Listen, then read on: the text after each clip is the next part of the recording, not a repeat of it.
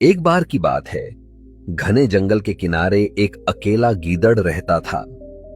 दिन में वह जैसे तैसे खाना ढूंढ लेता, लेकिन रात होते ही उसके दिल में एक अजीब सी घबराहट भर जाती।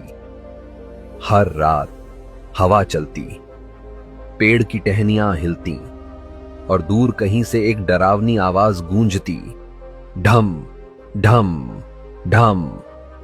ऐसा लगता जैसे जंगल में कोई बड़ा दानव रहता हो जो अंधेरे में अपना प्रहार कर रहा हो। जंगल के सारे जानवर उस आवाज से डरते थे।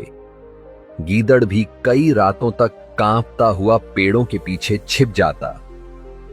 लेकिन एक रात उसने खुद से कहा, डर से भागने से डर खत्म नहीं होता। कभी कभी हमें सच जानने के लिए खुद अंधेरे के पास जाना पड़ता है। इतना कहकर उसने हिम्मत जुटाई और आवाज की दिशा में चल पड़ा। जैसे जैसे वह आगे बढ़ता, आवाज और भी तेज होती, ढम ढम ढम। गीदड़ का दिल तेज धड़क रहा था।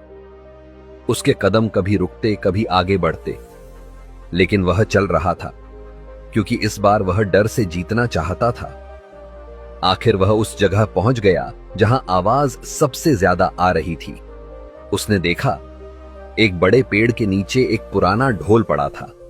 हवा में हिलती टहनियां ढोल पर गिरती थीं और वही डरावनी आवाज बनती थी।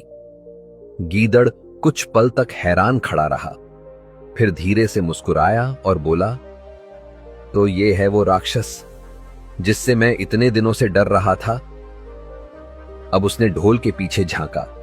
अंदर से सूखे भोजन के टुकड़े मिले जो शायद सैनिक पहले छोड़ गए थे। उसने पेट भरकर खाया और चलते चलते आसमान की ओर देखकर बोला, डर हमेशा चीजों को असलियत से बड़ा दिखाता है।